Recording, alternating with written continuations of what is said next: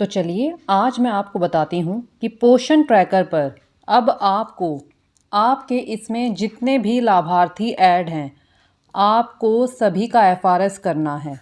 तो इसके लिए हम यहाँ बेनिफिशरीज़ पर जाते हैं और बेनिफिशरीज़ पर जाने के बाद आप देखेंगे कि हमारे यहाँ पर प्रेग्नेंट 4 शो कर रहा है। तो हम यहाँ पर जाते हैं।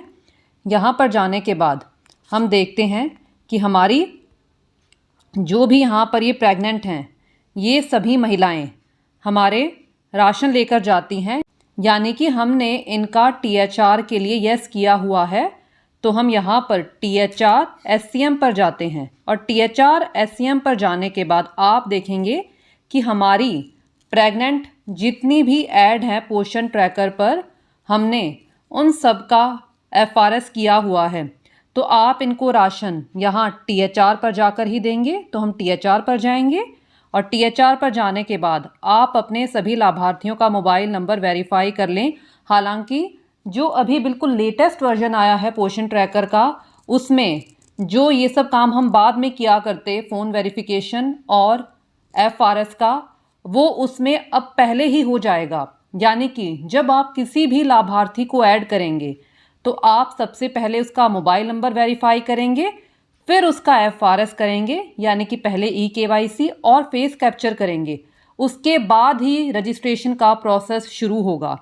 तो फिलहाल हम इसे स्किप कर देते हैं और स्किप करने के बाद यहाँ पर आप इनके 25 दिन सिलेक्ट करेंगे और 25 दिन सिलेक्ट करने के बाद इनको राशन यहाँ पर फेस वेरिफिकेशन से ही दिया जाएगा। तो इसके लिए हम यहाँ फेस वेरिफिकेशन पर जाएंगे और फिर प्रोसीड पर जाएंगे।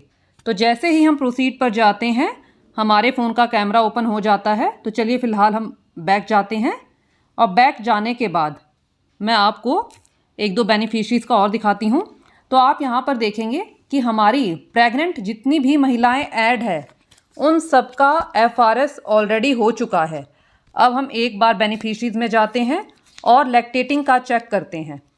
और लैक्टेटिंग मदर्स पर जाने के बाद आप देखेंगे कि यहाँ पर हमारी ये महिला ऐड हैं और ये महिला टीएचआर भी लेकर जाती हैं। तो मैं एक बार आपको चेक कर भी दिखा देती हूँ। तो इसके लिए हम यहाँ डेली ट्रैकिंग पर जाएंगे, टीएचआर एससीएम पर जाएंगे और टीएचआर एससीएम पर जाने के बाद हम लैक्टेटिंग मदर पर जाएंगे।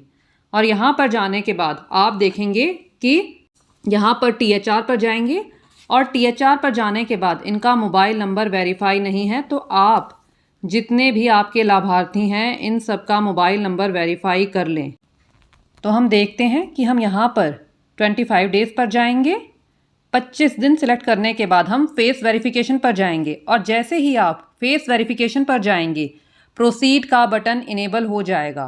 तो हम यहाँ पर फेस वेरिफिकेशन पर जाते हैं और अब आप देखेंगे कि प्रोसीड का बटन इनेबल हो गया है। और प्रोसीड पर जाने के बाद आपके फ़ोन का कैमरा ओपन हो जाएगा और आप फिर लाभार्थी को फेस वेरिफिकेशन कर राशन दे सकते हैं। तो फ़िलहाल मैं यहाँ से बैक जाती हूँ और बैक जाने के बाद अब हम आते हैं 0 to 6 मंथ्स में।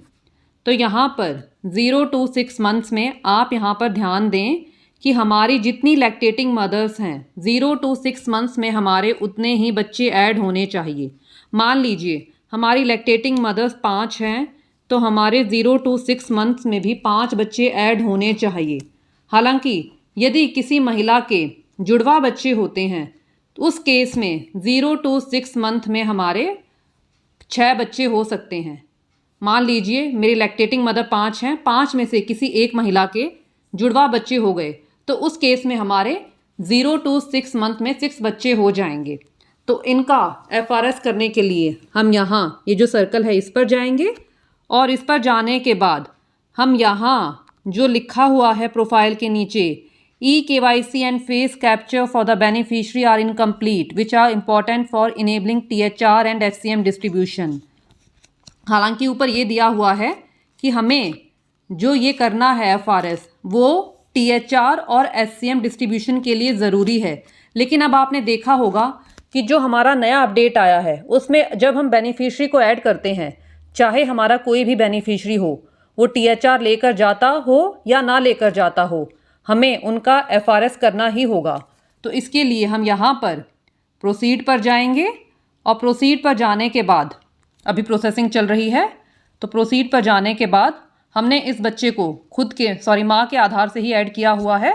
तो चलिए हम एक बार फिर से प्रोसीड पर जाते हैं और प्रोसीड पर जाने के बाद आप देखेंगे कि हमें यहाँ पर प्रॉपरली दिया हुआ है, please complete the eKYC by using following Aadhaar number. हमने जो ये बच्चा है 0 to 6 मंथ में, इसको मदर के आधार से ही ऐड किया हुआ है और हमारे पास मदर के आधार के लास्ट के 4 डिजिट्स भी आ गए हैं। तो इसके लिए हम यहाँ पर हमारे पास रिक्वायरमेंट्स भी दी हुई हैं कि हमें eKYC के लिए क्या क्या चाहिए होता है।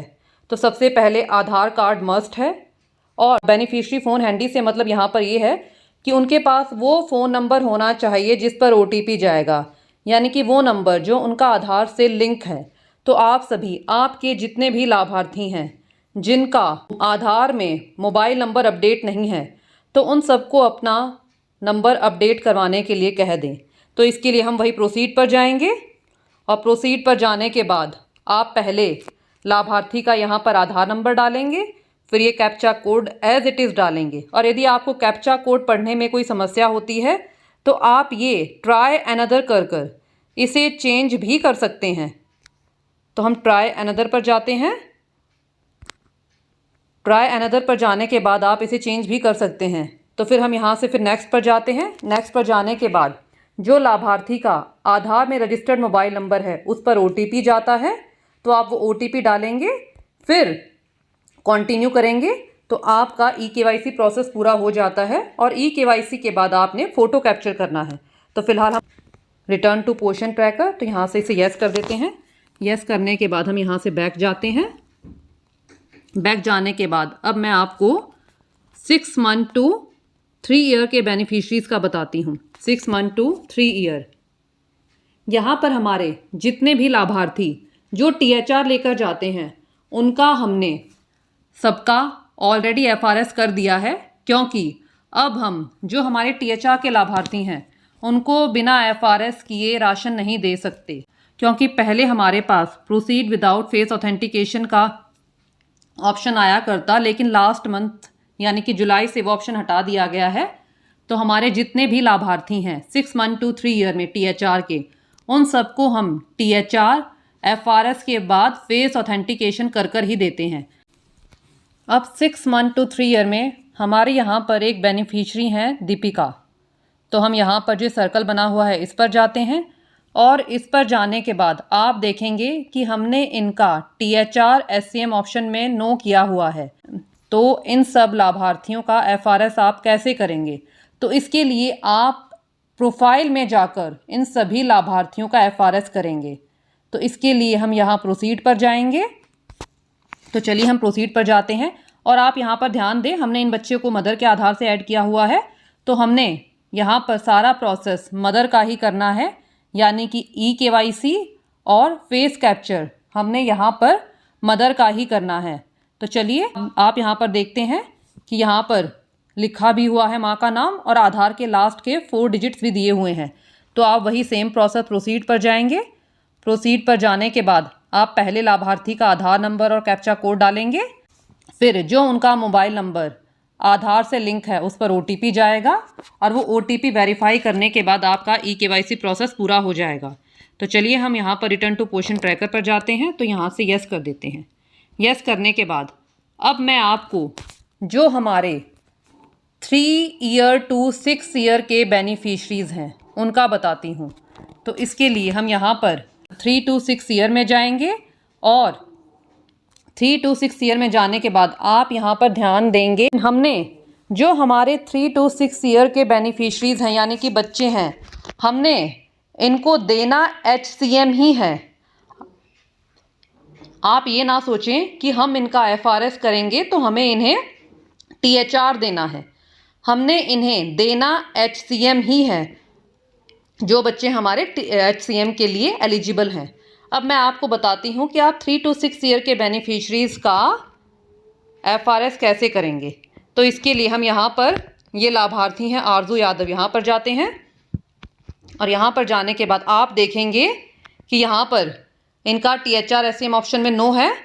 कोई बात नहीं, हम यहाँ पर हालांकि प्रेफरेंस हमें पहले उनको देनी है जो बच्चे हमारे यहाँ पर 3 to 6 ईयर में HCM लेकर जाते हैं, अब हम यहाँ पर इनका करने के लिए FRS का प्रोसेस, तो यहाँ पर प्रोसीड पर जाएंगे और आप यहाँ पर देख लें ये बच्चा माँ के आधार से ऐड है, तो हमने सारा प्रोसेस माँ का ही करना है। तो हम यहाँ प्रोसीड पर जाएंगे और प्रोसीड पर जाने के बाद अभी प्रोसेसिंग चल रही है और आप साथ ही साथ इनका मोबाइल नंबर भी वेरीफाई कर दें।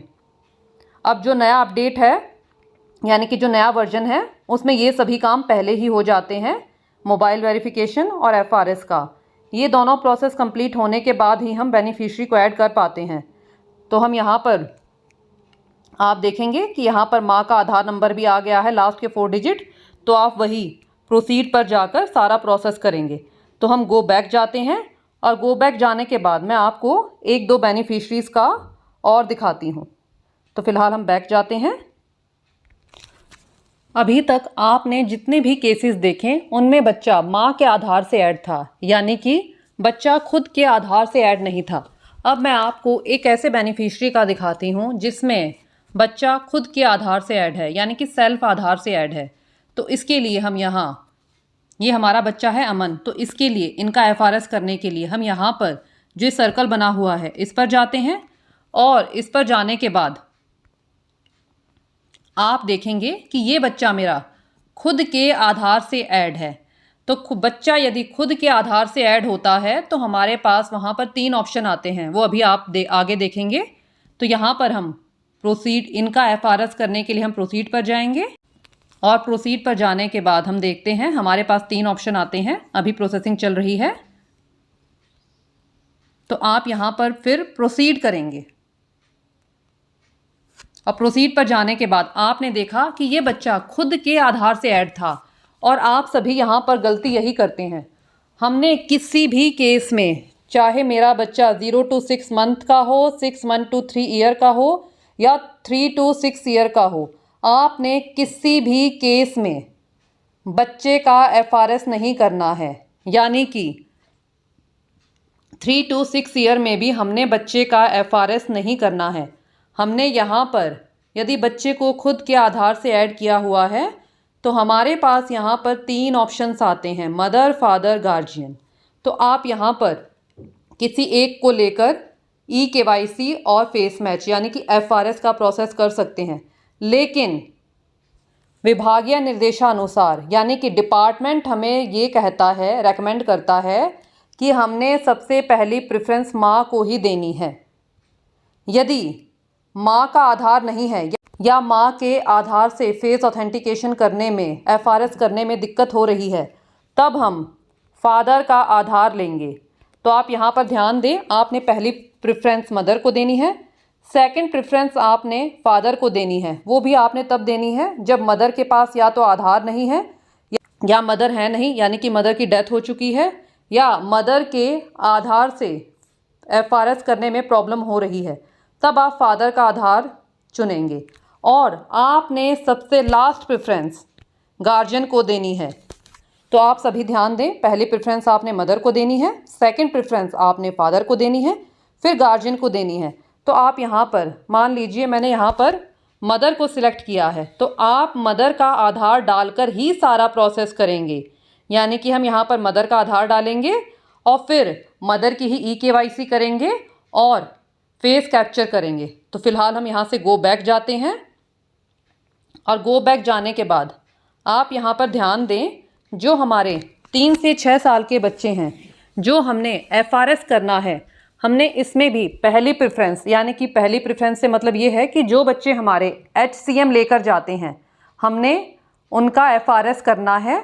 और जो हमारे SCM के बच्चे हैं उनके बाद आप जो हमारे सर्वे के बच्चे हैं, यानी कि जितने बच्चे इसमें ऐड हैं, उन सभी का FRS करें। तो कहने का मतलब ये है कि आप पोषण ट्रैकर पर आपके जितने भी लाभार्थी हैं उन सभी का FRS कर लें। और आप 3 to 6 ईयर में ध्यान देंगे कि आप जो FRS करेंगे आप यहाँ इनका FRS प्रोफाइल से जाकर करेंगे। तो आप यहाँ पर देखें कि हमारे यहाँ पर ये बेनिफिशियरी हैं आकांक्षा।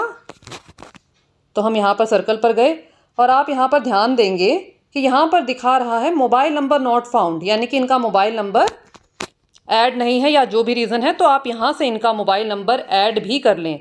तो ऐड करने के लिए हम यहाँ पर ऐड पर जाएंगे और ऐड पर जाने के बाद आप यहाँ पर जो लाभार्थी हैं इनका फ़ोन नंबर आप यहाँ पर ऐड कर दें। तो आप यहाँ से इन लाभार्थी का फ़ोन नंबर भी ऐड कर दें। और एफआरएस करने के लिए ये बच्चा मेरा माँ के आधार से ऐड है, तो हमने इसमें सारा प्रोसेस माँ का ही करना है, तो इसके लिए आप वही प्रोसीड पर जाएंगे। तो आप सभी ध्यान दें कि आपने जो 3 to 6 ईयर के बेनिफिशरीज़ का एफआरएस करना है। कहने का मतलब ये है कि जो बेनिफिशरीज़ चाहे वो किसी भी कैटेगरी के हों और वो मेरे टीएचआर या एससीएम लेकर नहीं जाते, तो आप उनका एफआरएस प्रोफाइल से ही करेंगे। और सारे स्टेप्स मैंने आपको बता दिए कि आपने इनका एफआरएस कैसे करना है।